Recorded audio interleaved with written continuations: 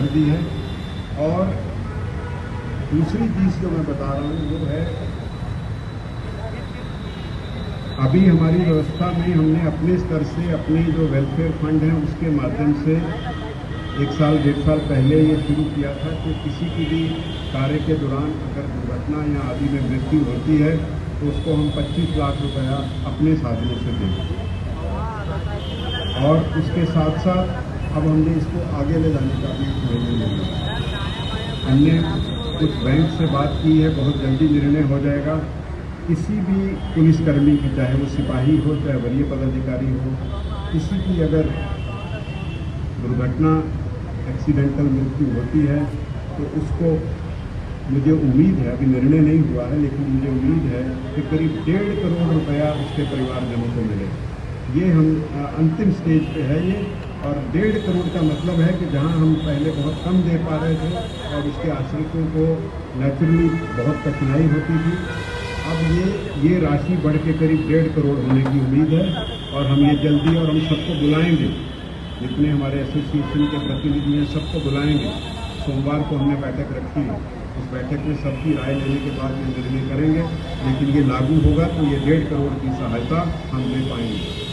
इसी प्रकार एक जो बड़ी समस्या है वो है ट्रांसफ़र पोस्टिंग की जो पॉलिसी है, इस पर हमने विभिन्न प्रकार का मंथन किया, सुझाव लिए और अब हम एक प्रारूप हमने बना लिया है, जो मुझे उम्मीद है कि सोमवार तक हम सभी लोगों को भेजेंगे। उस प्रारूप में जो बुनियादी बात है वो ये है कि आप जानते हैं हमारे पास 30,000 महिलाएं की संख्या है, उनकी पारिवारिक जिम्मेवारियां भी महत्वपूर्ण हैं। और भी जो कर्मी हैं उनकी भी पारिवारिक जवाबदेहियां हैं। तो हमने एक संतुलन बनाने का प्रयास किया है कि 8 साल जो है कोई भी कर्मी, सिपाही से इंस्पेक्टर तक, कोई भी कर्मी 8 साल तक इच्छित स्थान पर पदस्थापन प्राप्त कर सकता है। 8 साल तक अपने पूरे सेवा काल में इच्छित स्थान पर पदस्थापन प्राप्त करता है, लेकिन उसका गृह जिला नहीं होगा, वो उसका गृह क्षेत्र नहीं होगा और जहाँ वो पहले रहा है वो नहीं होगा। और अब हमने ये जो डॉक्यूमेंट तैयार किया है ये हम सभी एसपीज और फील्ड के जो रेंज हैं उनको भेजेंगे और उनको ये हिदायत दी है हमने कि आप अपने यहाँ पुलिस सभा करिए और हर एक को पूरी बात पढ़ के समझाइए और उसके बाद उसकी सबकी राय करके यहाँ भेजिए। तो पुलिस मुख्यालय से जो ट्रांसफ़र की जो नीति है वो फाइनल हो जाएगी।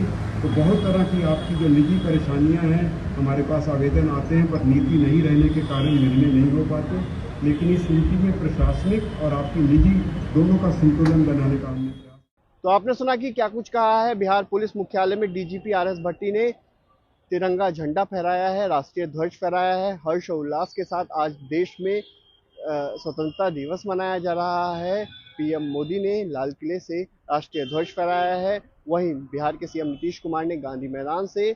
तो आप देख सकते हैं अलग अलग तस्वीरें हमने आपको दिखाई हैं। वहीं बिहार पुलिस की तस्वीरें दिखाई, बिहार पुलिस मुख्यालय में हमारी मौजूदगी है और पुलिस मुख्यालय में किस तरीके से राष्ट्रीय ध्वज को फहराया गया है वो तस्वीरें भी हमने आपको दिखाई हैं। डीजीपी आरएस भट्टी ने कई बड़ी बातें कही हैं। डीजीपी आरएस भट्टी ने बिहार पुलिस की उपलब्धियों को बताया है, बिहार पुलिस की क्या कुछ उपलब्धियां हैं उसके बारे में उन्होंने जानकारी दी है। साथ ही साथ एक्सीडेंटल मृत्यु को लेकर बड़ी बात कही है उन्होंने। तो मैंने रियल आईसीटी